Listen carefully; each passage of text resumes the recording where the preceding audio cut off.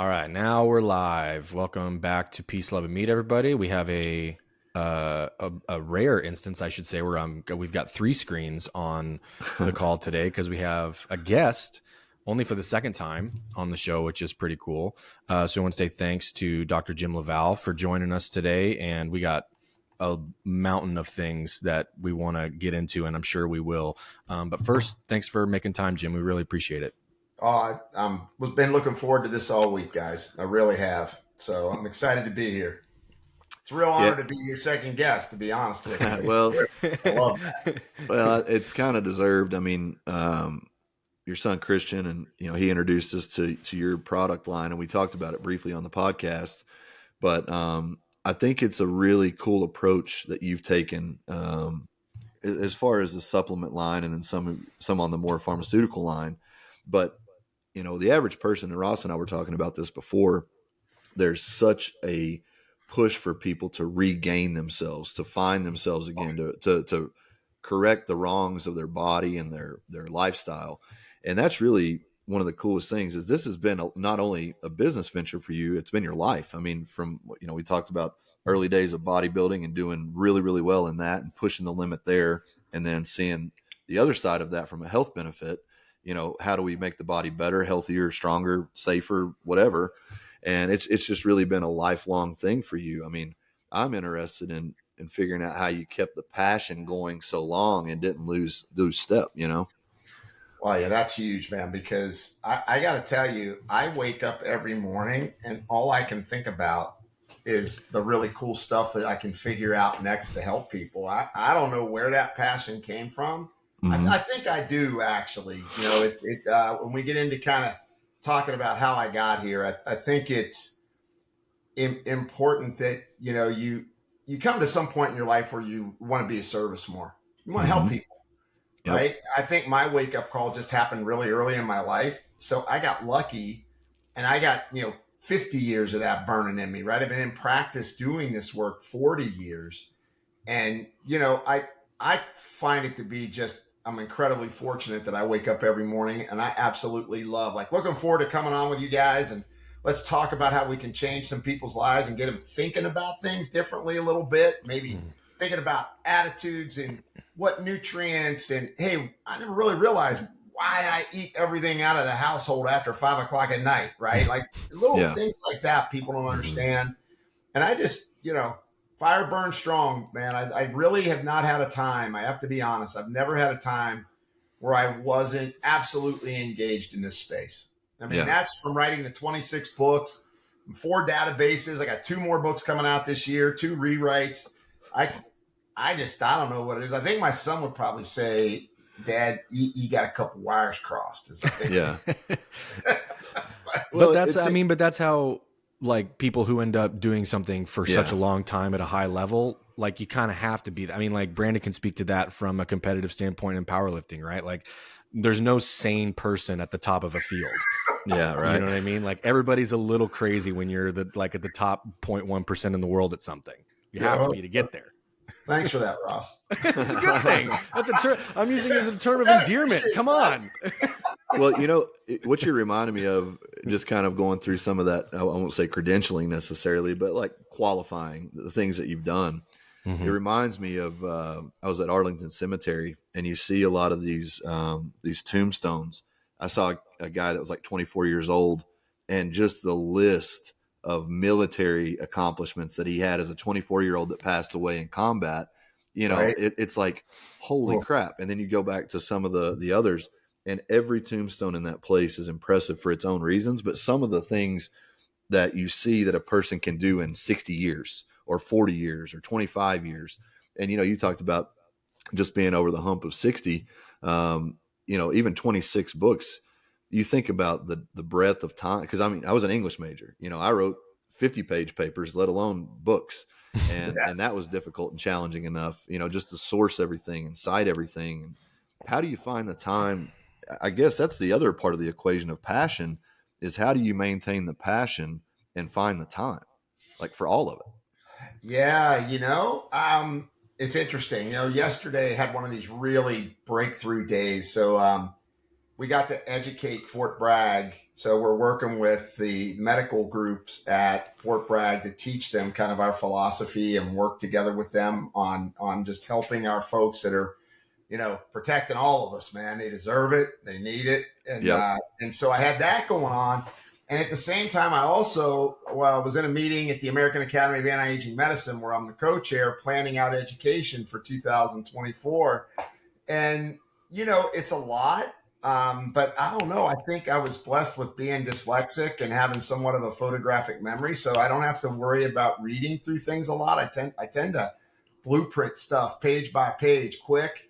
And still have a pretty good memory for being an old guy. And so I think, I find the time I do sleep, people ask me, I bet you don't get enough sleep. And it's like, no, I get enough sleep. It's just when I'm awake, I want to be productive. I got my gym in my garage. I don't drive to a gym. I go out in my garage and I hit it, I hit it 5-6 days a week because I know I have to as I'm aging. It's important.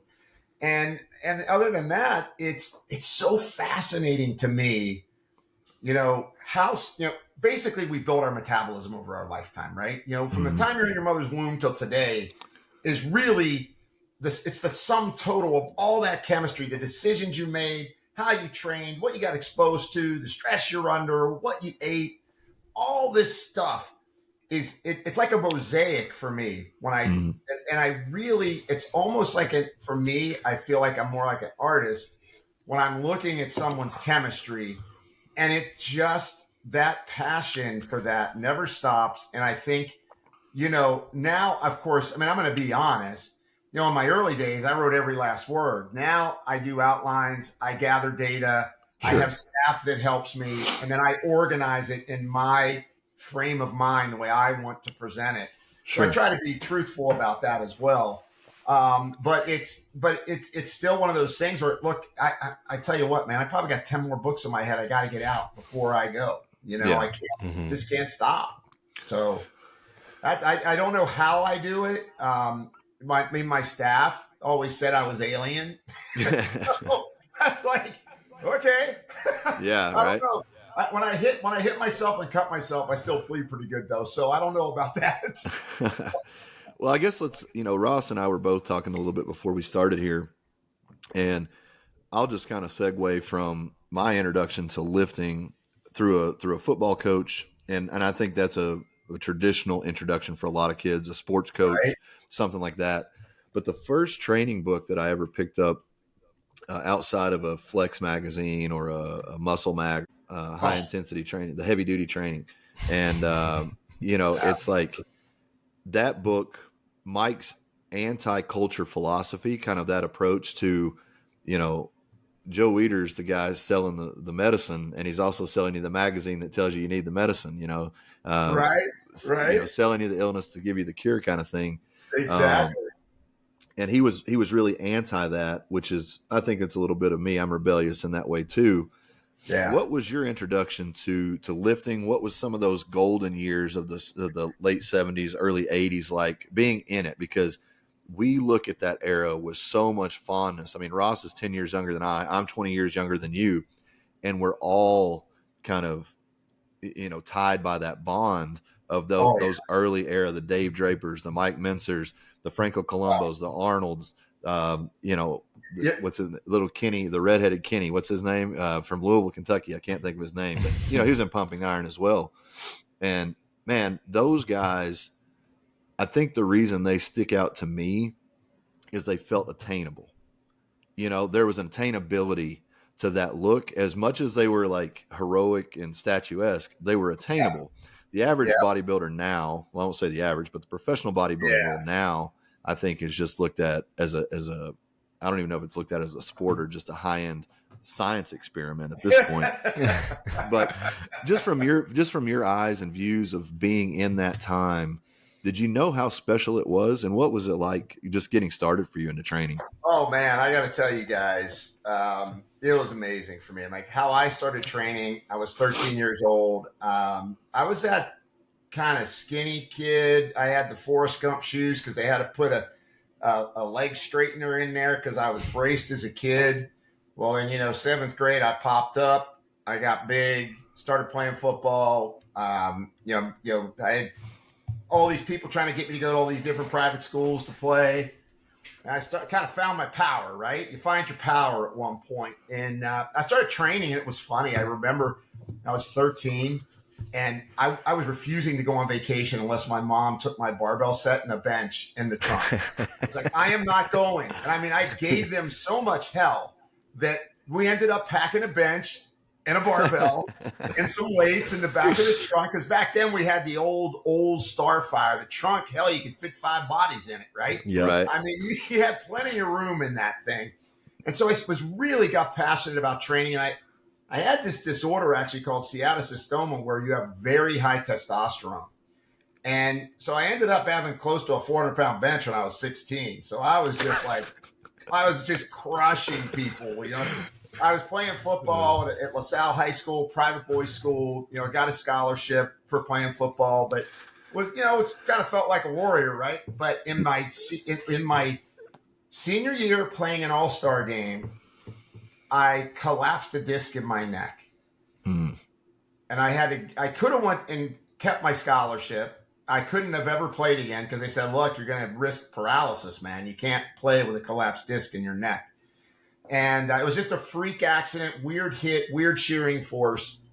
That crushed me, guys. I mean, my identity, I didn't know anything other than I was going to play football. I mean, I was 5'11", weighed 280 pounds, playing nose tackle, right? I mean, I was like, block. And my nickname was Chunky. Like the chocolate bar Chunky back in the 70s. Yep. Right? That was my nickname, right? And then I found bodybuilding. And I found bodybuilding in a very elite group. Matt Mendenhall. Oh, yeah. Jeez. Mom Beth won the USA heavyweight. Donnie Gay, middleweight. I'm Lance. I trained with all these guys. Mm-hmm.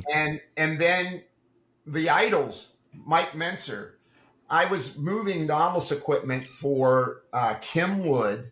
And Kim Wood and Mike Gittleson were big into the high intensity training, and they were the distributors for Nautilus. So they had a whole showroom there, and I learned high intensity training from them, and followed the Colorado experiment with the Air Force cadets. Casey Viator. All that stuff, man. Casey Viator, like, oh, I can do this. I can be a brute. And I still remember just kind of really looking up. I'll just send you guys a picture of me when I was 21, man. I have one. Christian sent us one. That? I kind of look like my I'm not I was sure gonna that I say want you're it just posted. missing the glasses in that picture, I think. But other than that, you look just like him. It's weird, right? Well, I mean, he was like my idol, like Menser. Yeah. I was anti-culture. I was like, look, I'm going to train harder. I'm going to do negatives. I'm just going to literally blister anybody in the gym. Mm-hmm. When I got to where I got my 890 double on my squat and my 530 bench back in the day, back in the late 70s, that was some real numbers, That's real numbers in 2023. I was just going to say, it's still real, man. I wasn't using suits, and I wouldn't even wrap my knees till I hit 600. I mean, I was stupid, but I mean, I was passionate about my training, and that really, but what happened was I was going through pharmacy school, qualified for a national event, right? Won a national qualifier. And I just couldn't do school and train anymore like that. So it really pushed me into the high intensity training, little less frequency on the workout, but really just scorching it when you're in the gym. Mm-hmm. Mm-hmm. But I had some issues that, I was very sickly as a kid. Mm-hmm. Antibiotics. I thought antibiotics were part of my meal plan, man. The pink bubble gum tasted antibiotic, man. The amoxicillin, and Dimetap, purple flavored stuff. Love it. Well, the issue was, you end up getting dysbiosis. The gut's growing a lot of bad bugs. I'm getting these rashes all over my body. So I'm looking pretty good at, age 20. Solid, like the picture. Then I would walk through pharmacy school, and my professors even told me, "We're kind of scared of you." Yeah, it's like, you're not going to go off on us, are you? Right. Like, I'm gentle. I'm Italian. What Italians have tempers? Nobody does. So I was like, so I had to go to someone to help straighten my chemistry out. Mm. And I was blessed that I went to absolutely one of the best practitioners in the United States, outside of Dayton, Ohio. And he cleaned me up. And I'm finishing my pharmacy school, and I'm going, what? And even in my pharmacy school, we were founded by, Lloyd Brothers, which was like the real big researchers in botanical medicine. I took a year of pharmacognosy, really dug plant medicine. It did organic medicinal biochemistry, looking at molecular structures of things. All that stuff was cool because when I got healed using natural therapies, I said, I can't do this anymore. I'm not going to just sit. I can't think about sitting behind a counter and just pumping drugs into people.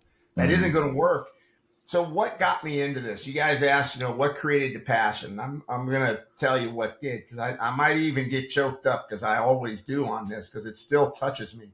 My grandmother was a fingerless, toeless, blind diabetic. When I was a little boy, I'd run into the hunting lodge that they ran. They had a skeet lodge and a hunting lodge, right? So we go up there, and I'm making bullets and, packing shells and doing all kinds of cool stuff, right? For a kid, Yeah, yeah. But I'd run into that lodge, and I'd have to stand in front of her, and she'd be blind, sitting in the sunlight in her chair, and she would feel my face to see how I grew. So you got to think of a 6-year-old, and your grandma don't have any fingers, and she's doing this stuff to you. You're thinking about diabetes at a very early age. Right. My father was a diabetic. All my uncles and aunts were diabetic, and diabetes tears people apart, guys, right? I mean, you get amputations, you get heart disease, you get dementia. So what happened was, my first job, I was behind the counter. I'm 255 pounds. They said, we're going to put you in the roughest neighborhood because nobody is going to steal from you. And literally, that's what the pharmacy coordinator told me. He goes, I'm going to put you. At that time, it was like Newport, Kentucky, which is like literally stripper capital of southeastern Ohio, right? I mean, it was tough. Boarded windows at night. Lady comes up to me at 10 till 9 at night. She hands me a prescription. She's on a Medicaid card, so government pay. She's got prescriptions for diabetes. She goes shopping, coming back. I'm just out of school. I looked over at her grocery cart, and I was like, oh my God, she has no idea what she's eating. This is 1983, all right? And I asked her, I said, can I take you around the store and show you something? And she went, oh, okay, kind of a weird request. I wasn't supposed to leave the pharmacy. I didn't know any better. Take her around, show her some better options, still affordable. She ends up, next 2 weeks, I got 14 more people in the toughest neighborhood in the greater Cincinnati area coming in asking for the grocery store tour. What did I tell them? Everybody at every level of income desires health. I went to the Kroger. So here's what happens. I go to the president of Kroger's. At the time, I had an earring and a ponytail. Probably not smart. I went to the guy, president of Kroger's. I said, hey, I want to tag foods for diabetes. I want to tag foods for heart disease. I want to test people for their lipids and their blood sugar in Kroger's. And he looked at me and said, son, and I said, I want to do a shopping guide telling people what food to pick. I'm not going to tell people what to buy because a lot of our best people, our best companies have terrible food. Yeah. I'm not going to do it. He goes, and how'd you get in here anyway? I said, I'm persistent. He goes, well, I'm not going to do that. There's no way. And I said, well, okay, but you will. I go to the pharmacy coordinator. I give him the same idea. I go to the Jewish Hospital Cholesterol Center. I'd already written a book on how to shop at Kroger's. Nobody knew it. So I had the guide ready. He approves it. We end up finding more diabetics, more glucometers, created the first FDA food tagging system that was approved nationally. 2.7 million impressions a month.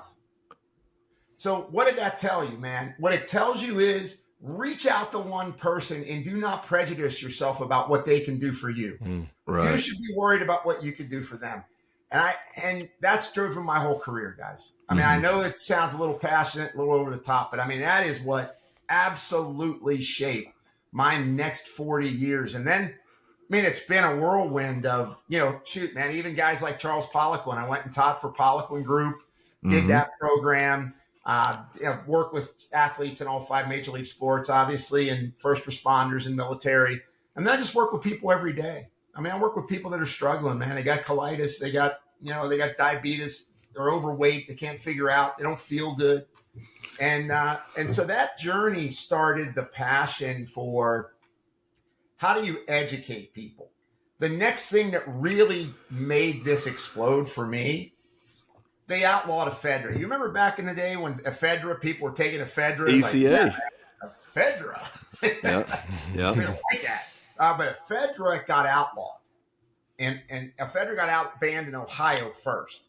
And so DEA agents went into a Kroger store and they brought a bag of like a box of ephedra tea that was still on the shelf. And they asked the pharmacist to wring out the box of tea. Pharmacist rings out the box of tea. They take him out in handcuffs. Holy shit.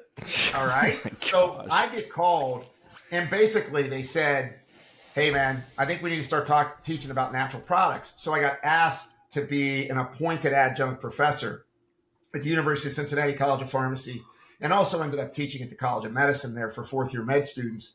And I taught a survey of natural medicine where we started to educate people and get them in a discussion that natural products have value. And so that was the next big step where, okay, I got it in academically. I started writing books, getting published, doing, books that were endorsed, like textbooks. I wrote textbooks, I wrote consumer books. And that was kind of the next big thing that really shaped, kind of as I was getting motivated and working on people, how it changed my life was that, wait a second, we're going to arrest people for natural compounds.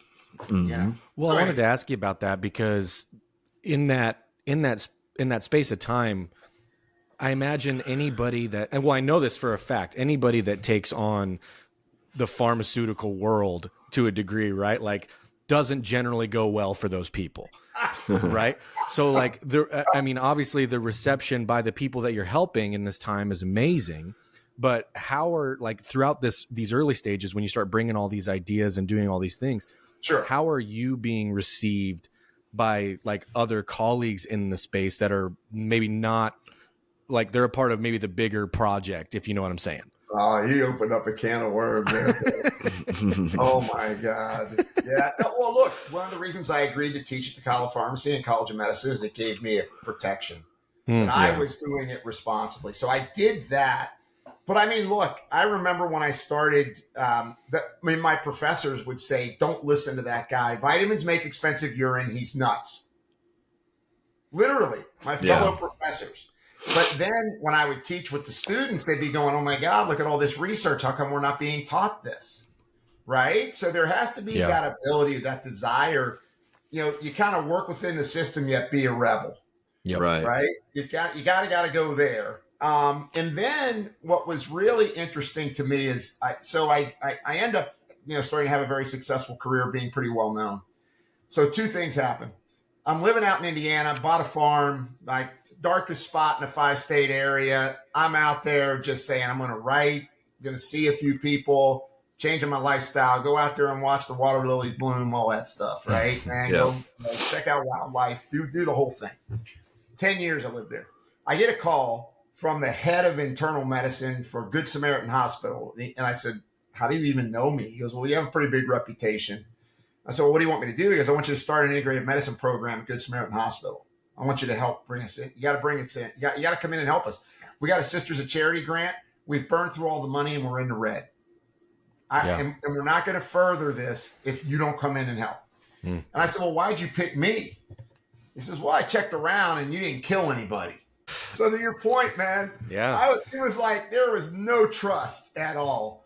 And then, after that, I do that successfully. I put him in the black. I get asked, Chris Collinsworth, the head of technology for Procter & Gamble and board member, Gordon Brunner, John Zerbe, head of GE Medical, their chief medical officer. They asked me to come to their facility. Yeah. And I was like, all right, I'm going to come to your facility. John Zerbe, though, the internal medicine doc, he goes, so what do you do? Cut chicken heads off and swirl them around? What's your specialty?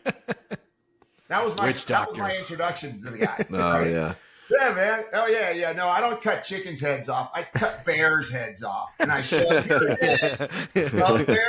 Yeah, I was like, that's how my head was. But I was just like, you're going to get, I said, no, You don't have to listen. Just watch what I do with people. Yeah. So one day he gets super sick. I mean, he's got a flu bug that is bad. And he's like, he comes to me and goes, you got to help me. And I was like, okay, I'll help you. Fine. I give him oscillococcinum, which is a remedy from France. I was a global consultant for a French pharmaceutical company, natural product, very good on flu. I said, here, take these. Take these every 4 hours today. Tomorrow, you're going to feel 90% better. And he looked at me. He's like, you know what? You're full of crap. He said a better word than that. But he comes in the next day and he goes, I don't know what the hell you did to me, but I'm better. I'm going to give this to 20 of my patients with the flu, and I'm going to prove to you that was placebo. A week later, he comes back to me and goes, all right, I'm ready to listen to you, man. 18 out of 20 people got better. The 2 people that didn't get better had a bacterial pneumonia, and you told me it would only work on a flu. Yeah. And that started to change the conversation. I got respect from the top colleagues in the greater Cincinnati area in healthcare and in industry. And that made a big difference. And look, in the end, people would always say to me, you have no evidence. And I go, okay, let's go down that trail. If I name any 4 drugs that you give people, especially when somebody's over 60, like at my age, they're on 10 drugs or 8 drugs. You show me one study where all those drugs are being given together at one time, and you can prove to me what it's doing. And then they go, well, maybe I'm an idiot. Yeah, because you are. Yeah, right? Because you know what? We're all swimming around in this fishbowl trying to figure out chemistry on people, right? Yeah. So that was that whole deal, man. Yeah. It was definitely a trying time. I mean, I could have just made money going on infomercials and selling people, the Hollywood diet. Here, drink this juice and crap your drawers and lose weight in 5 days. That was going on a lot back then. Yeah. And I was getting asked to do all that stuff because I was good on stage. Like I motivate people, right? Yeah. But it was so important to create legitimacy, honestly. And then I had incredible mentors. I got to mention them. David Poland was a doctor in Medway, Ohio.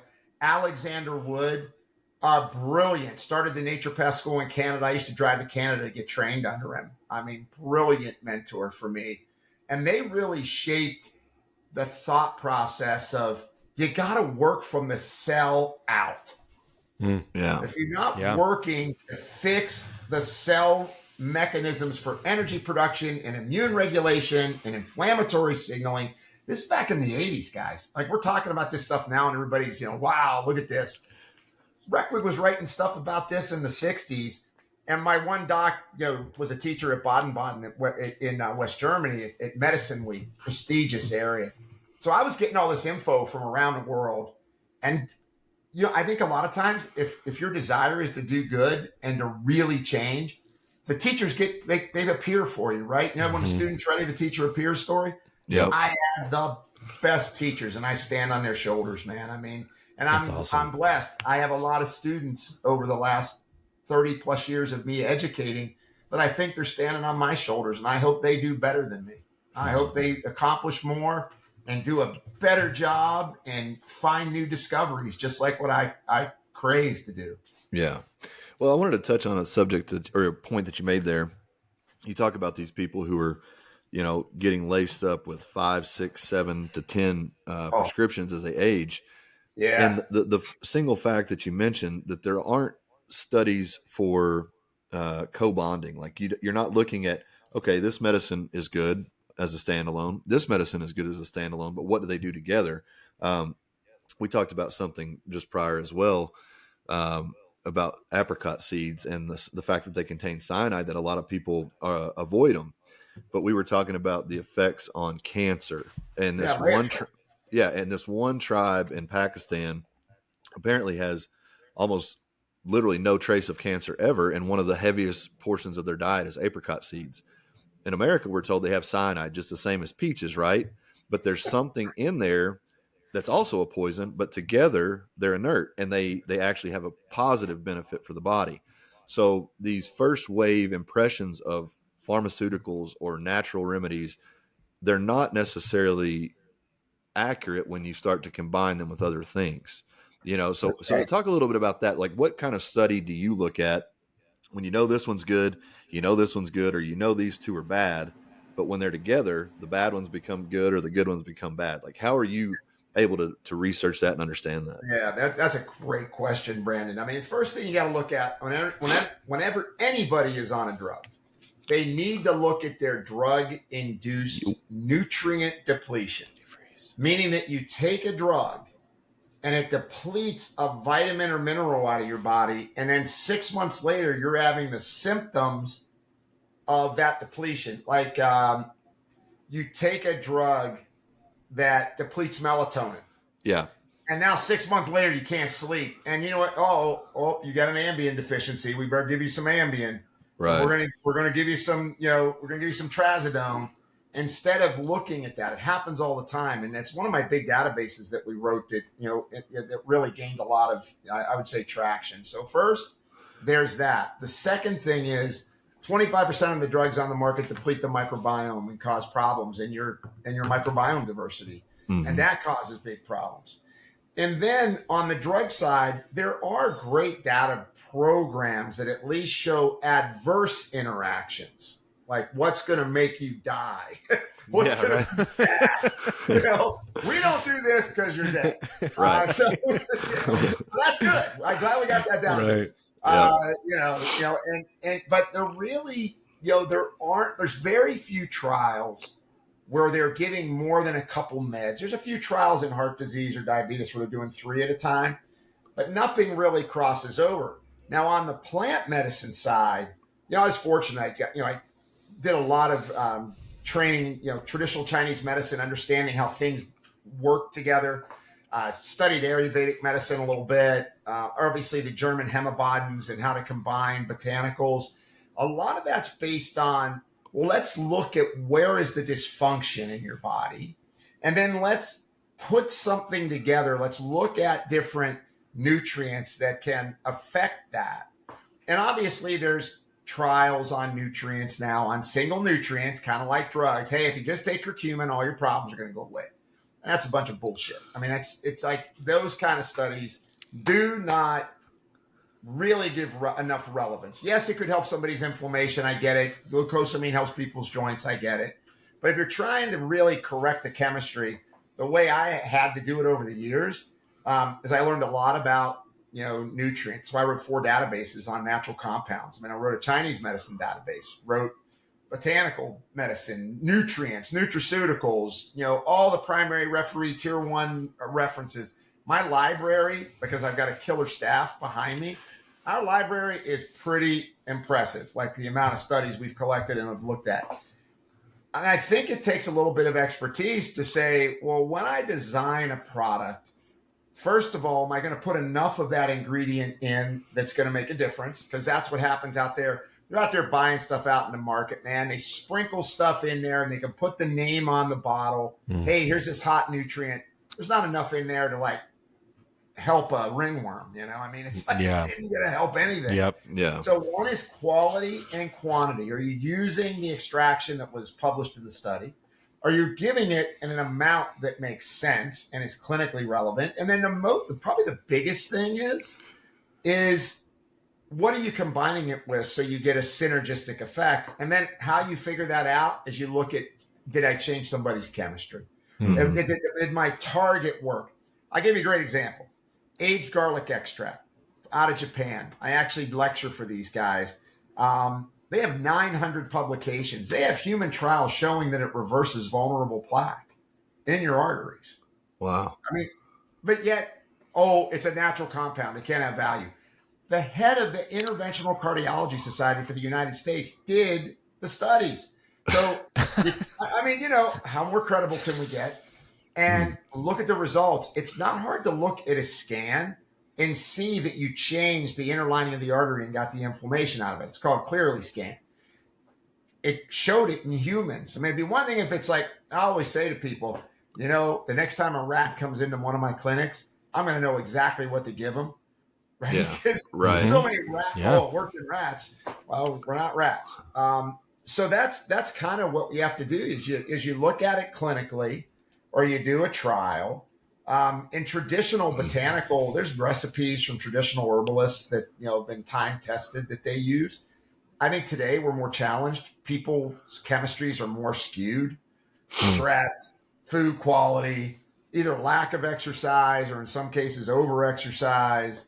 There's so many other factors now that are pushing people's chemistries to these endpoints where we need stronger extractions that help people to get aligned. And that's kind of what I've done. Well, I think that's an interesting point too. Is I think a lot of people, and even as you said it, it was kind of not necessarily like a realization, but more of just like a reminder that I think a lot of people view themselves as this static entity that the food processes through. You sleep, but the energy is regained, rather than looking at it as like, okay, my lack of sleep is going to be a continued degradation. This poor diet is going to be a continued degradation.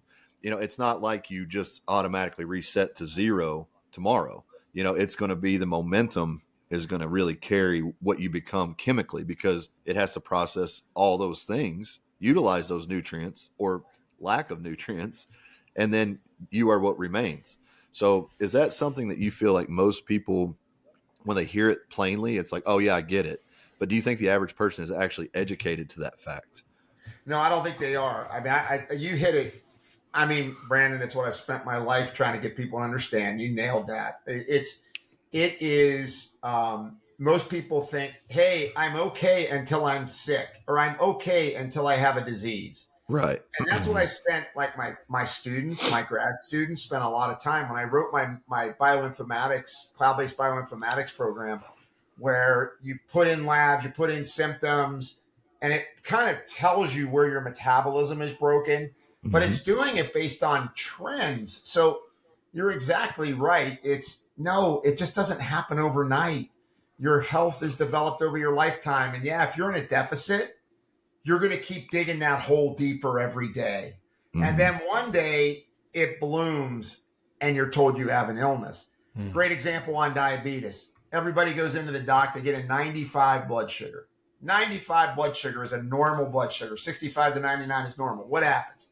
If you're a little overweight, the doc will say, hey man, you ought to eat better and you ought to work out a little more.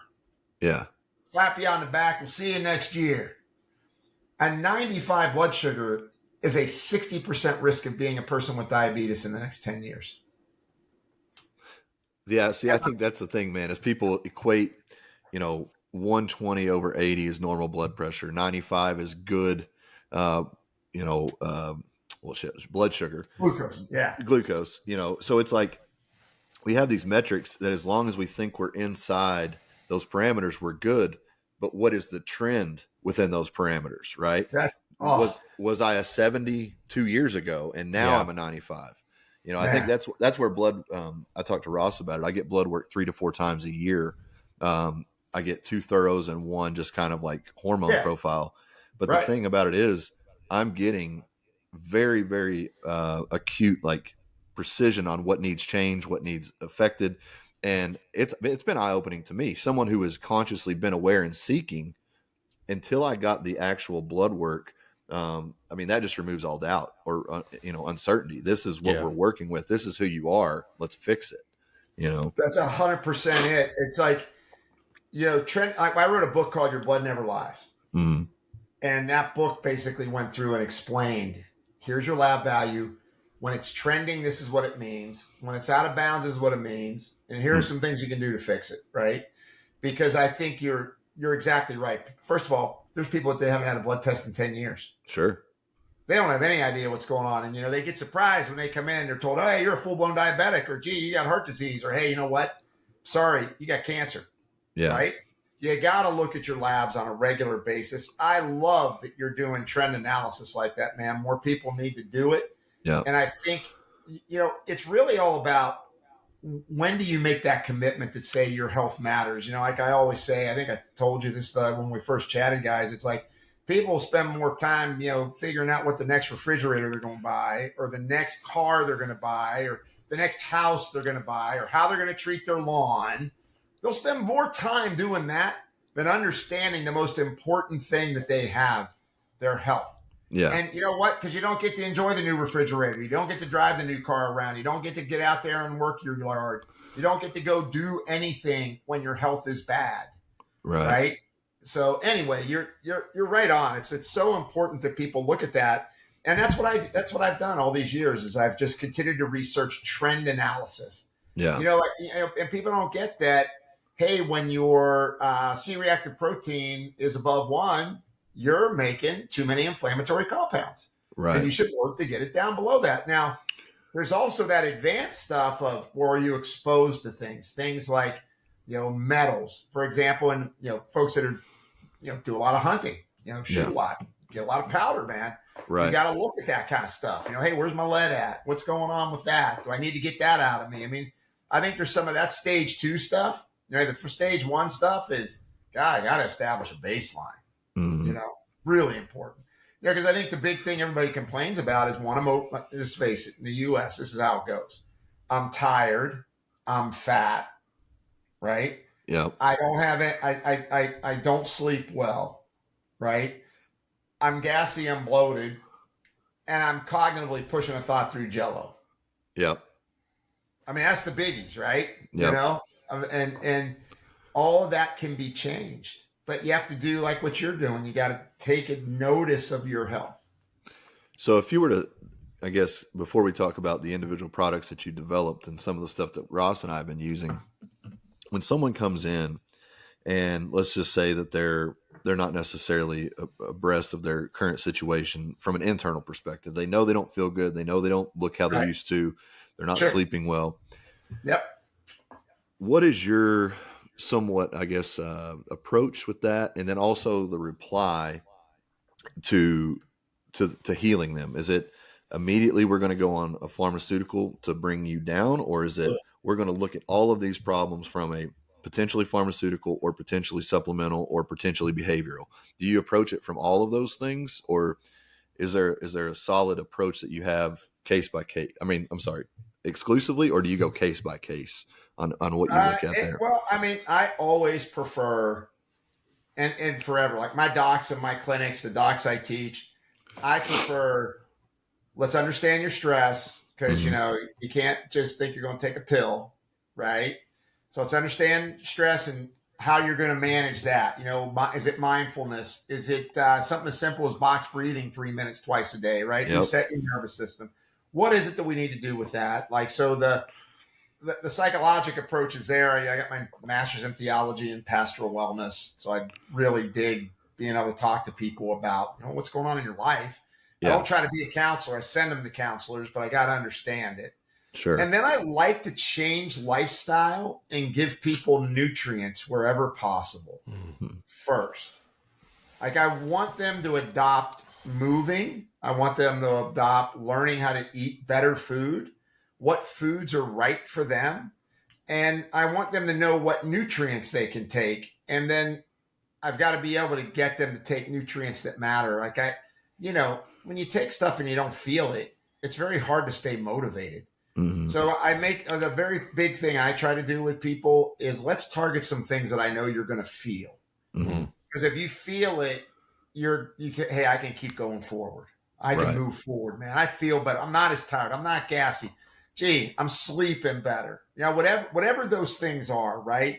Because I have such a diverse clientele of people that are, rheumatoid arthritis to, an athlete performing that all of a sudden they feel like things are off because they know their twitch is off, right? Their nervous system's off. So I always do that. Then we'll look to things like, are there peptides? Is it bioidentical hormone replacement that's needed? Sometimes, like a 55-year-old male comes in, he's got a 200 testosterone. He needs testosterone. And we're going to give it to him, not in a super physiologic way. I'm a big believer in keeping things within range, but being optimized. So what's it tell us? And then if people need medication, they need medication. Sometimes they do. Look, I'm a clinical pharmacist. I believe that modern drug therapy has value, but it's not the only value. It's a piece of the toolkit. It's like one fat asset that you have. And I lean heaviest on natural compounds, and I lean heaviest on natural compounds that have impact. Yeah. And then I lean real heavy on teaching people that, no, you just can't eat whatever you want. Don't think that there's a pill. Hey, I could just take this Crestor and I'm not going to have heart disease. So I'm going to eat all the pizza and chicken wings I want. Right. Right. You can't have that. Well, I think that's what the pharmaceutical world has done at large is it's removed personal accountability to improve as well. It's like, if you take this pill, you'll feel better. Well, you probably will, but you're also in the same behavior cycle that got you sick. That's one of the biggest problems I see with pharmaceuticals. In my experience, is that most people are willing to add the pill, but want the same behaviors. I want to take metformin so I can have the pizza and have the tacos and all these other things, rather than I'm going to take the metformin for when I do have a couple slices of pizza or do have a couple tacos as a buffer, but not the in replace of your behavior profile. Yeah, and there's nothing wrong. Look, my father was one of the top 100 chefs in the world, guys. I grew up in restaurants. He's the most interesting man in the world. It's every time he says something, I'm just like, okay, I'm going to make that note down, add that to the list. Now's a beer and I can complete that task. Honestly, I grew up in the food industry. I get food. He was literally highly acclaimed. Awards everywhere. And, I think people have to appreciate food. Mm-hmm. You go to Europe and you eat. I don't care where you go. You go to New Zealand and you eat food. It's fresher. People are wanting foods that taste like something. Portion sizes are smaller. There's so many facets to eating. And look, I still like a good piece of pizza, man. I'm not going to lie. I love tiramisu. I'm Italian. It's my heritage. It's love. But I don't eat pasta every day. I don't even eat pizza once a week, man. It's a treat. Yeah. But just to your point, it's not that you have to become OCD about eating everything perfect. And gee, was that baked potato wrapped in aluminum foil before it was baked? That kind of stuff. You don't need to go crazy. But at the same time, you got to get responsible. You just flat out have to get responsible. Yeah. It's really important. And, and there's no one diet that's right for everybody, right? Right now we're being pushed to eat crickets, right? I'm not You will eat the bugs. Yeah. It's like, I tried the cricket protein bars, man. They taste like taste like bugs. Oh my God. I was like, why am I doing this? I did it once because I had to see what it was like. I was like, I'm not going to eat that. It tastes terrible. Yeah. And I think a lot of this processed food, it's not so good either. Like, plant-based burgers. Well, first of all, why do you need to shape it in a burger? Are you basically saying you really want a burger? Yes.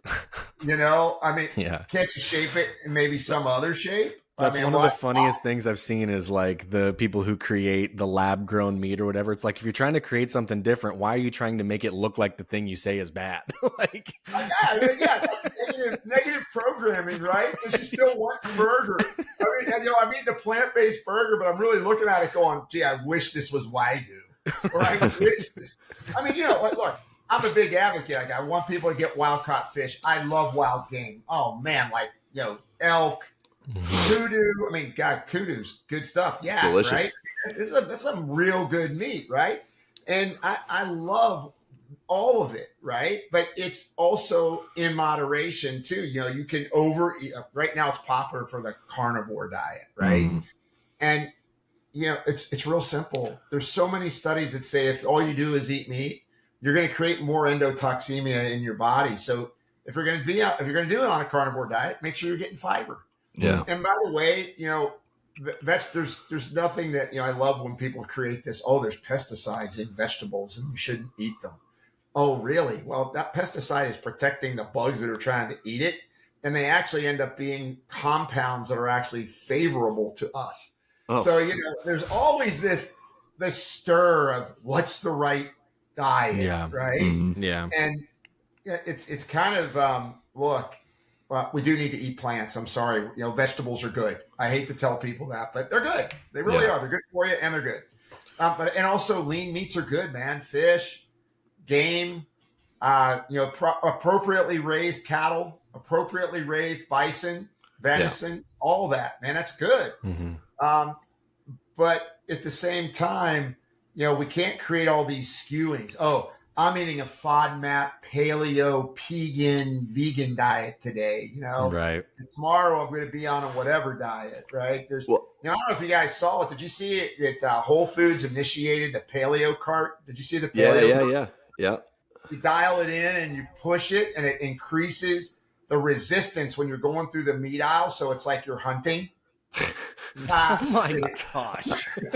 Kidding. Oh my gosh. Jeez. There was that reminds me of a quote from I think it was Kelly Starrett, and it was on a podcast that he had done a long time ago, and they were talking about like some just ridiculously expensive piece of workout equipment, right? It was like one that simulates underwater running or something like that. It's like a $40,000 machine, and he just goes, "Man, we figured out how to sell shit to white people." Kelly's killer, man. He's such a brilliant dude, man. That's a good one. You know what's part of the problem though is it's like with the social media world, and this is a little bit off topic, but it's an important point just in case somebody finds themselves that's listening in this mode. We are such like labelers, self-labelers. Like you're not just eating to improve your health. No, I am carnivore, or I am Atkins, or I am this, or I am that. Like we brand ourselves by our nutrition plan, and then it's like, well, here, shit, I've created an entire page as the carnivore kick-ass badass.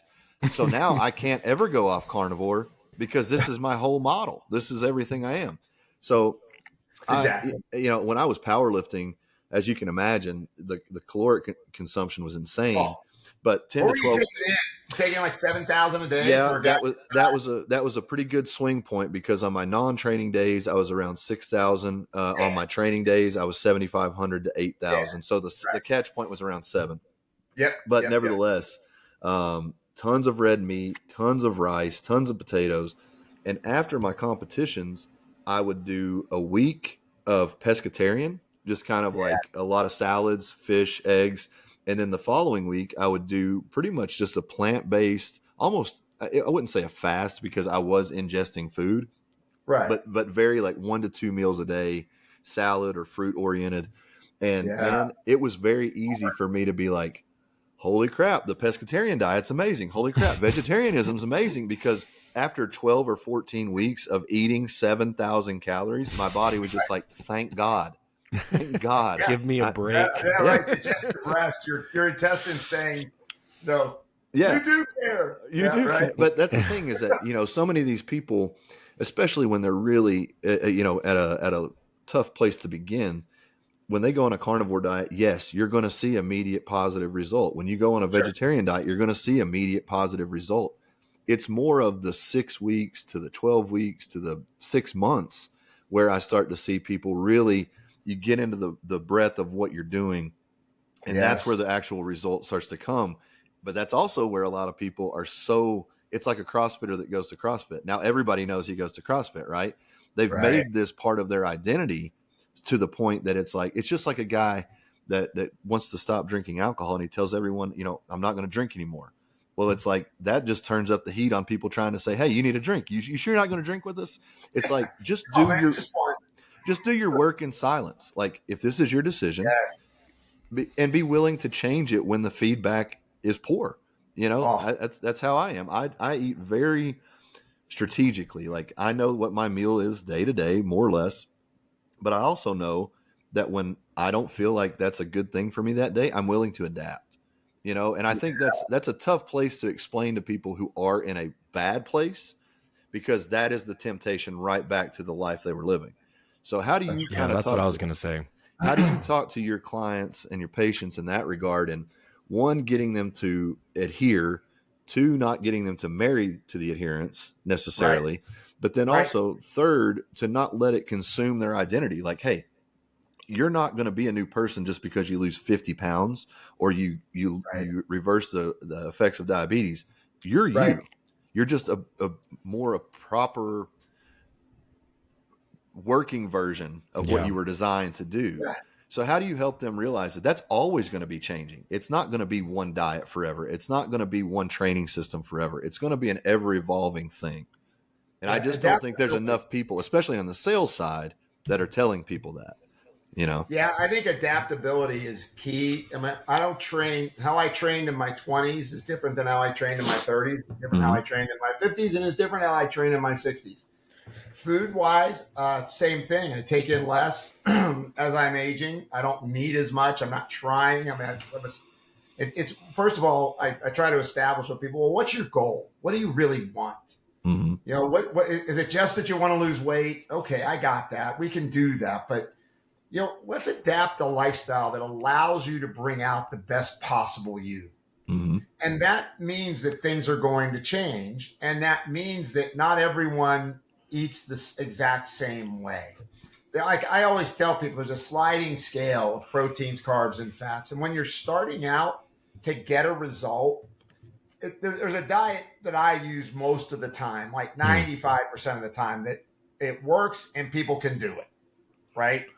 But then I need to adapt to them on, are they Persian? Are they Indian? Are they, you know, there's cultural things that you have to adapt into a diet as well, you know, honoring where they come from and what's important to them. And so you have that aspect to it. And I think the biggest thing that I always try to tell people is that, you know, I'm never trying to take things away from you. I'm trying to give you your best options so that you can get to your goal. And in the area of food, I want you to try this. And you know what? Then we're going to see if you can tolerate more carbs. Hey, what's your favorite food? Yeah. Is there a substitute, or is it just something that you're gonna get to have every once in a while and you get to love on it? Right. You know, like where do we really you know, you motivate people not by telling them what they're doing wrong. Yeah. You don't motivate people that way. You got to praise them in their lowest level, man. You got to give them some esteem and tell them. I have people come into me, they're broken, and they just think they're bad, and they think that they can't hold up a program. And what the reality is that the stress has knocked down their serotonin, and now they're craving. I want that chocolate-covered pretzel with sea salt, caramel, and bacon on it. Yeah. You do. That sounds pretty awesome. I want that right now. I'm putting water on you guys. It's like, that sounds good. Are we doing that? I lost next? my focus for a second. But I mean, that's what happens with people, right? It's like they don't realize that their chemistry can be driving their food decisions. So let's get the chemistry right so that now you make food decisions that make sense and you enjoy food. Like I said, my dad, I grew up around food. We love food. My wife and I, we cook our food from scratch. Christian grew up on knowing how to cook in a kitchen, right? I mean, he's a hell of a cook. I mean, in fact, you talk about a guy that knows how to smoke meat, man. I mean, that guy's on it. So anyway, the point being is we have to get people to that point because there isn't any one diet. Like, you know, everybody, the blue zones. Everybody's eating Mediterranean. Well, first of all, you don't live in the Mediterranean. That's the one strike against it. 2, you don't walk like people walk in the Mediterranean. Nobody's walking 5 miles up and down 500 steps at 85 years old. Yeah. You know, 3, one of the biggest factors that we lose sight of there, and I think for Brandon, I know you and Ross, we talk about this, and I know you guys have this sense. You know, people as they age in those cultures, they're relevant still. They're a part of the society in their 80s, and they're contributing, and they feel like, hey, there's a reason for me to live longer. I watched it. My father came to live with us when he was 79. He had a duodenal adenocarcinoma, Whipple surgery, 3 years. Typically, he'd live 3 years on that.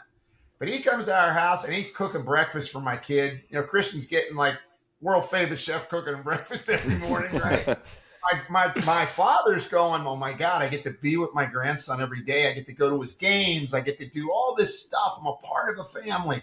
Guy lived to 91, man. I mean, and I think that we lose context that it's not about a pill. It's not even about what food you pick. It's not how much you exercise. Yes, all those are important. They're all constructs. It's really important that you get I'd say that desire to be, you know, to love, that desire to help others, that desire to be connected to something greater than you. All of that plays together. And you asked me, how do I get people to do that? When people come to me, they know I freaking care about them, and they know I'm 100% in their corner for every minute I'm on a phone with them or if I'm live with them. Yeah. And that is what makes the biggest difference. If you want to, in my opinion, it's like support, care. Brandon, when I listened to you and you were telling me when we were at our chat our first time, and you're telling me about how people are coming to you and they're pouring their heart out to you, and you're helping them. That's purpose, right?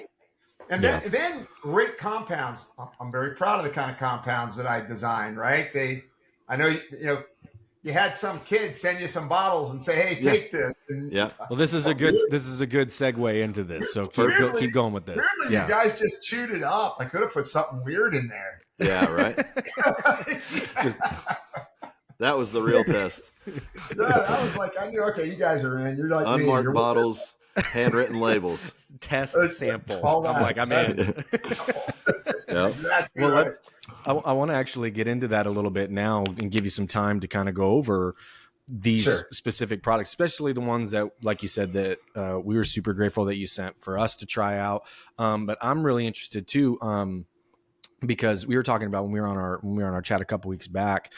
The concept of peptides is kind of like the thing now. It kind of seems like it's one of those real popular concepts of supplementation or anything in this world. I'm always hearing like peptides are the thing now, right? And I hadn't even really had any concept of what they were until about a month prior to when we got on the phone, because we had done a Q&A episode and somebody had asked about BPC 157. And Brandon knew what it was, but I'm like, I have no clue what that is. Brandon, you take this one, right? And then like, that was my first introduction to it. And then we start talking to Christian and you, and he's like, hey, we got this stuff. So I start reading into him like, damn, okay, this is like pretty cool stuff. And then having some great experiences with the stuff that you had sent. So I'm wondering, like, as you've seen this in these last handful of years become kind of a thing and the potential behind a lot of it, where was all of this in your product development and deciding this is worth doing, basically, right? Well, probably over the last decade, peptides came into the forefront. I mean, insulin was the first peptide discovered, 1923. Insulin's been around a long time. It's a peptide. Peptides are just chains of amino acids that are smaller than protein that your body makes. And then there's signaling compounds. They tell your body to heal or to reduce inflammation or to improve hormone production, any number of things, right? And, peptides hit it when Rogan's had like 3 guests talking about it in the last month, right? It's like, okay, it's in the public consciousness. Joe Rogan's covering it. And so it's another great tool in the toolbox. All right. That's all I'm going to say. Just like people think I'm just going to do peptides. I've had people come to me, I just want to do peptides. Well, go to somebody else. Right. Because for me, you kind of got to get if it's an acute injury, fine. Right. That you just do something for that acute thing. But when it's chronic, you still got to change your diet. You still got to change the garbage in story, right? Garbage in, garbage out. You got to create healthy in. Then the peptides actually can enhance it. My first big, when I went, I've got to get serious about this. And I wrote a book on, peptide handbook, wrote a book on that last year that's out. And, but Christian actually had an injury, had a Liz Frank injury, which is a big injury, right? You tear the ligaments in the foot, you can't plant. Second playoff game, senior year, he's a 2-sport all-state kid, right? So I had 5 months to get him ready to throw the discus. On a Liz Frank, it's usually at least 12 to 18 months before you're going to really load that foot, right? Yeah. I took him to a killer surgeon. We injected peptides and PRP and into the area of the surgery during the surgery, right? Drop things in there. I had the same thing. Make some magic, right? Yep. And then he had no swelling, no discoloration. We put him on a complex immediately after, low electrical stim, keep down the inflammation, keep the conductivity to the muscle, right? Try to get the brain to remember where the foot is, right? Because that's the big issue when you get an injury like that. In 5 months, I had him spinning on that foot as the load foot, and he won the California State Discus Championship. Now, that's not supposed to happen, right? Right, I mean, right. I'm not talking about Christian's a good athlete. That's all good. I'm just talking about the healing of an athlete that should have taken 3 times that long. And I've had that stuff repeatedly. So peptides are incredibly powerful. Now, the FDA's kind of put a little bit of kibosh on some of them. But it's still moving forward. There's new peptides, bioregulators. There's all kinds of. If there was any more proof that they were awesome. Right. Yeah. Yeah, basically.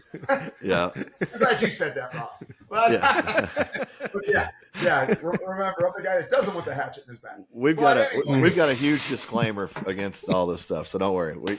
We'll keep you safe. I'm not worried about it. It's all good. So anyway, so I think, like, for example, we're doing some research right now where you do peptides in a long chain and they put a break in them between the peptides. Mm-hmm. So it's a strand of proteins, but when it goes in your body, it breaks up with the pepsin break because the acid hits the stomach and then they break up and then you have peptide delivery. But legally, they're proteins. Right. By definition. By definition. Yeah. And so it's just a really supercharged, cool protein powder. That's perfect. So the thing that I wanted to kind of get you to delve into, one, just so people can have an idea of what products you are coming with, but also one thing that you really impressed upon me, we'll just talk about the curcumin. Like it's a popular product. You see it everywhere, but what you shared with us is that the concentration levels and the delivery methods really diminish the effectiveness and the availability of the product in system. So just tell a little bit about, why you're doing things the way you're doing and what products you're coming out with. So just so people can be ready, because these are things that Ross and I are using.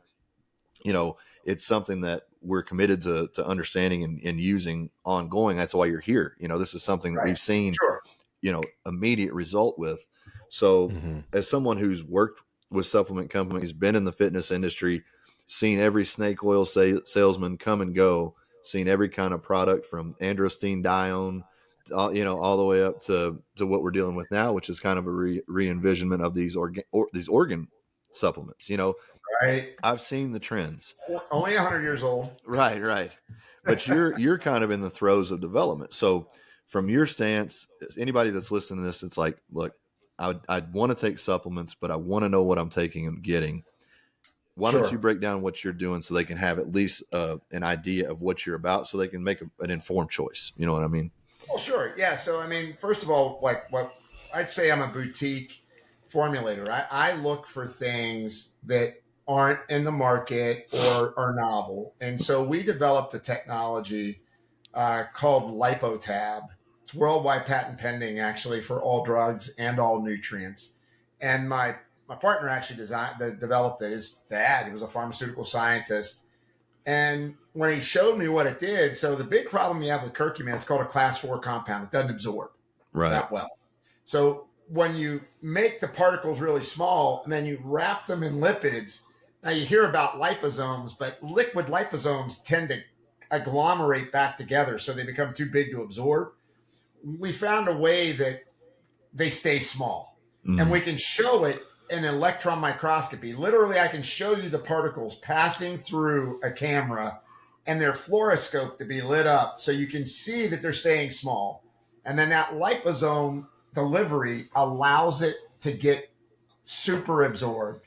And so, for example, that curcumin, why we love that so much is it really helps people with, what it's been for, is managing normal inflammatory response, keeping you from feeling the aches and pains of maybe training or just getting older, right? You're managing a normal inflammatory response. And it's so true that a lot of times things don't absorb that well. One of the other, probably the biggest thing that we've done, because I've had everything from race car drivers to motorcycle racers to executives to people with just cognitive slur, is our product we call Synapsin.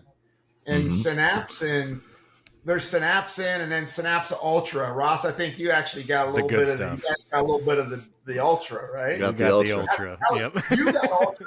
I didn't even get it yet. Because I think that's what gets me. My son's already like, well, I like these guys more than you. They're getting the first stuff off the top. But I mean, so it turns out that, you know, as we get more inflamed and sympathetic dominant, we stay in fight or flight. We start to create neuroinflammation. And that means that I think more foggy. I'm not as clear-headed. My reflexes are off. My brain just feels tired, right? So I started working with this as a nasal spray 15 years ago because the compound's so expensive. I was trying to get it to be delivered without having to just take it orally by a regular capsule. You couldn't afford it. It's too expensive. Well, this new technology came on board, and we put the ginsenoside R3. It's a ginseng. It's one fraction of ginseng that has been known to help in the brain, right? And I started it because I was working on autistic kids. I was trying to help autistic kids with their mental function. That's when the research started almost 20 years ago. So then I started finding out, holy crap, you know, when I was the first one to make it, and then I was the first one to take it, right? So I was like, hey, I think I'll take this liquid and shove it up my nose. That was how it started, a nasal spray. And I was like, wow, cognition, really good. Then we started giving it to people. We have 220,000 people that we followed post-surveillance on this as a nasal spray. We put it in a tablet. I give it to a couple people, and they go, man, I am so clear-headed quickly. Mm-hmm. I feel sharper, but not jacked up. You know the problem with people taking amphetamine. They're taking Vyvanse, they're taking Adderall. That just leads them to goo brain at the end of the day when it wears off. That's what I call it. It's like, hey, you feel like your brain just froze because the drug wore off. It's like, yeah, that's how it is. Well, this kind of gives you heightened acuity. My people that, you know, shoot, they go, whether it's skeet or target, they go, wow, man, I'm dialed in better. If I got a motorcycle racer right now, you know, they do motorcycle racing sims, right? So you're in a simulator, and usually if you're really good, you can run that thing at up to maybe 4 times the normal speed. He is at 22 times the normal speed. And that's insane, right? Well, I used to race motorcycles, so understanding 4x of what that would be perceptive, like 23x would just be absurd. Well, and the thing is that he went his first time on a course, and if you used to race motorcycles, you get this. Motorcycle courses are demanding. Very. He put in the 3rd fastest time in the history of the course the first time he got on it. That says a lot. Unbelievable. Yeah. You usually need a lot of laps to learn that feel, to learn your positioning. It's not something that somebody can just, I mean, even a Valentino Rossi character, you know, somebody at that level, he could probably do that level of performance, but it's, you know, top 3 at any course first time is a very, very impressive feat. Yeah. And he said, I don't ever want to be without this stuff. And then what's interesting is some people take it and then they go, I don't know how much it's helping me. And then they stop and then they go, oh, I don't ever want to be without that stuff. Yeah. And it's not because it feels addictive. It's because my head feels clear. Mm-hmm. And I honestly believe, guys, like, you know, I'm in my 60s. I'm pretty sharp still. I mean, you know, I'm pretty dang sharp. And I just got on stage and lectured 22 hours in 3 days. And, you know, and it just comes out, right? So, you know, there's no stutters and no ums. And I've been on it for almost 20 years. And I really believe it's part of it. And so one of the most important things you can do is have a bright mind, like feel sharp, have good reflexes. So, you know, we notice that people get better reflexes. They're reporting that, you know, the reaction time is better. All those things are there. So the reason we could do that is the liposome technology. I could embed less of that ingredient into that technology. You chew it up and, you know, you guys know, you've tried it 5-10 minutes. You're going, wait a second, something changed. And I literally had an experience. Was around a board meeting. 3 of the board members were former SEAL team guys. And I said, hey, everybody, I want you to chew the white pill. And they're like, what's in it? Not a lot of milk. You just got to chew it. Just got to chew it. I'm not going to kill you. You know, I might maim you a little bit. I mean, I'm not going to kill you. Yeah. Right? I mean, that there was not, but it was they chewed it up, and in a minute, all three of the SEAL team guys basically said, "What's in that?" Yeah. And I said, "Why?" And they said, "Because my focus became present and my alertness in it." And those guys get it because they're taught to run that, you know, like when they pick it up, when they got to bring it down, right? Yep. They were just, this is the real deal. And so we're very excited. And the one I gave both of you, that Ultra, it's 4 ingredients stacked, all for different aspects of cognition, that when you chew it, it should be, you know, one of my partner, when he chewed one off the assembly line, he goes, "I feel like I can teleport through walls now." You know, that's what I'm looking for. Well, that day that we talked, I had just taken it, and it was 10, 15 minutes, and I said my brain started to feel like champagne, like effervescence in my brain. And then it was like, it was a good idea day. You know what I mean? That was a good idea day. Right. Yeah, right. And then, you know, the other one is, you know, we've got a dietary supplement is BPC 157. And once again, there's a lot of BPC 157 out there. I mean, you know, you can get capsules, all that stuff. But what we have found is that when you put it in this technology, you absorb it better. And now all of a sudden you're getting the full effects of BPC 157, which of course relates on everything from, you know, helping the brain to normalize, you know, mood to, you know, helping with that, you know, normal inflammatory response that people should get. Hey, I'm achy, gee, I'm trying to repair from something. And it's really quite effective. And, you know, I love it when people take things. I mean, when I did this project, when my partner and I first met and he told me about his technology, I told him, "Oh, you're full of crap. There's no way this works." And he told me, "Hey, there's no way that ingredient does what you say it does." I mean, I have the license out to 7,000 compounding pharmacists making it in the nasal spray, because a nasal spray is not a dietary supplement.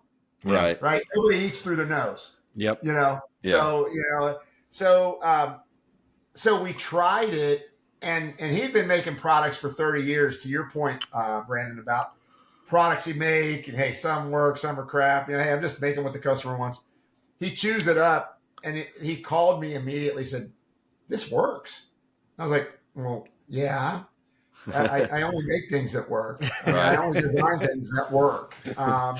And he was like really tied into that from that moment on. He's like, "All right, we're going to really exploit this lipotab technology." I gave you guys the new name for the curcumin is TetraCure, which is coming out.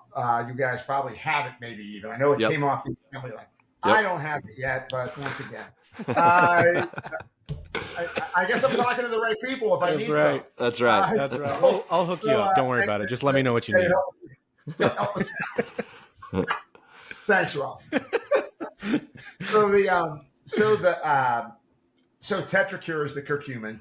Synapsin and Synapsin Ultra are the cognitive ones. And I got to tell you, if people want to try one thing, they should really try that. Most people I talk to struggle with cognition. They really have trouble keeping alert through the course of the day.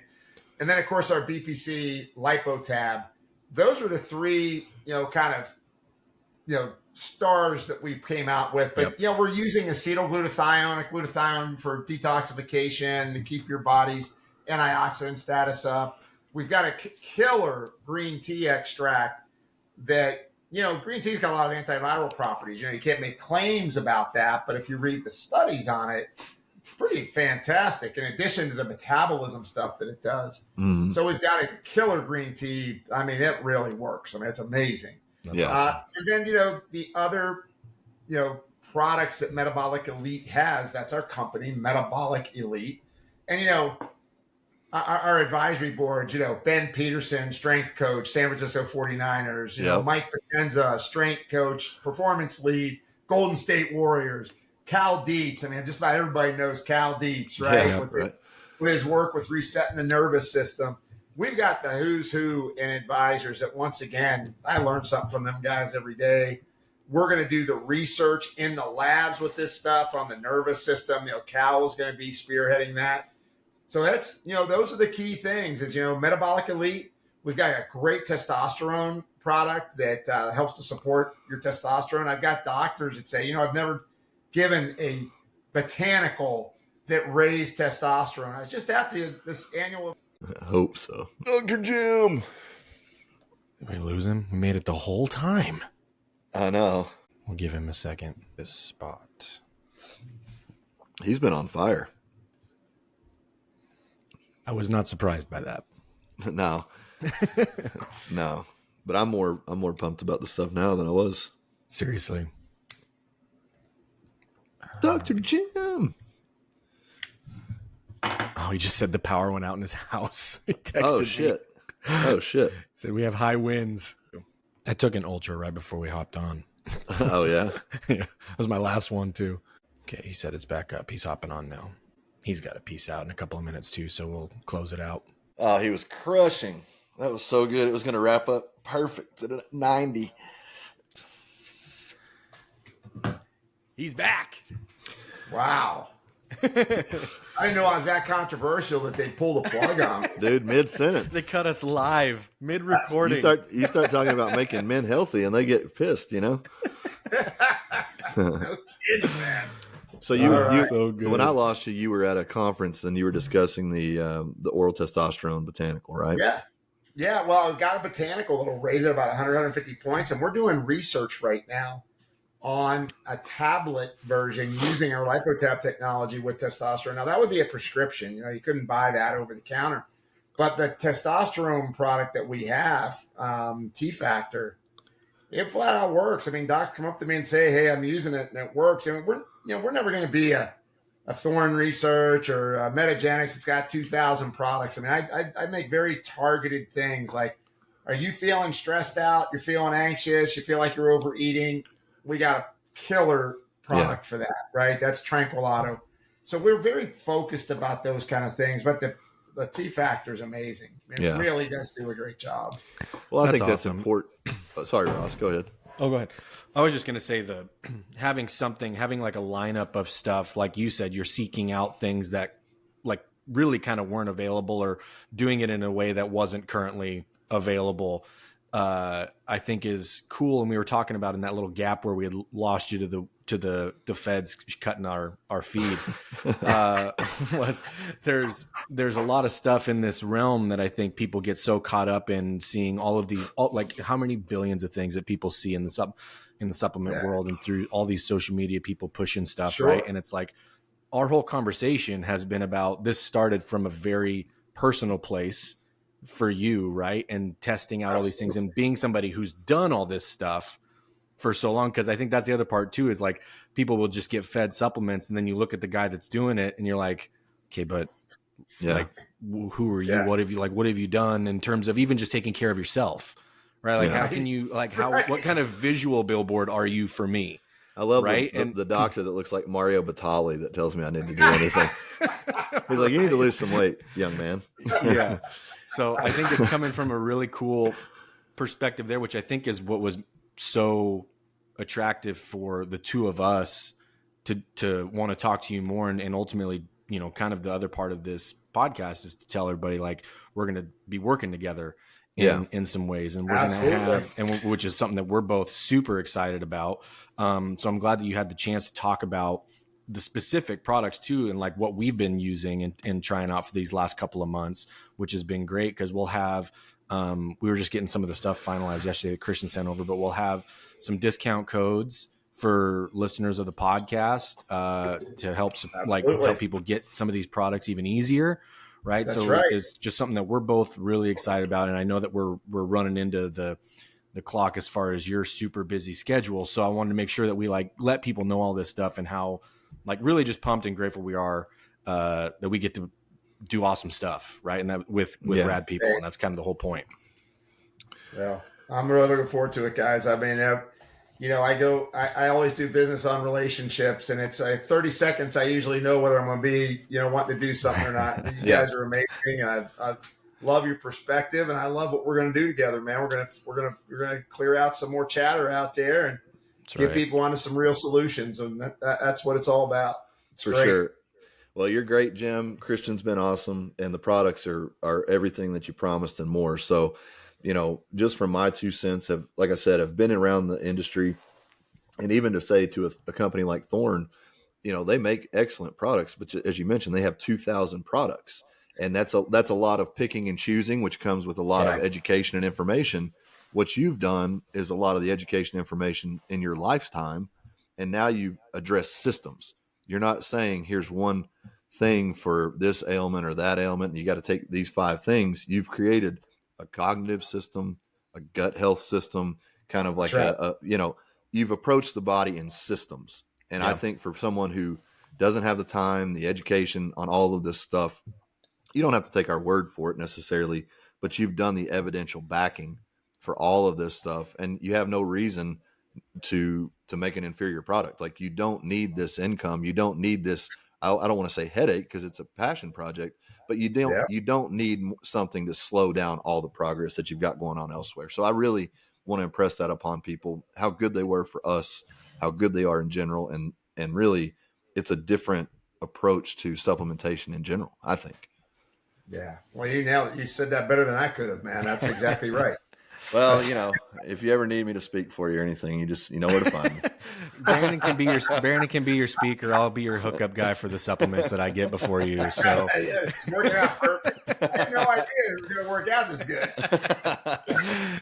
Too funny. Well, Jim, thanks so much for making time, man. We had a blast talking, and we'll do it. I know we'll continue to work and talk and stuff in the future, but it was really awesome to have a whole podcast where we could just take it a bunch of different places. So appreciate your time, and it was a blast, man. Oh, thanks so much. Thanks, guys. You have a great evening and enjoy the upcoming weekend. All right, brother. We'll talk to you soon. See you, man. Bye. See you.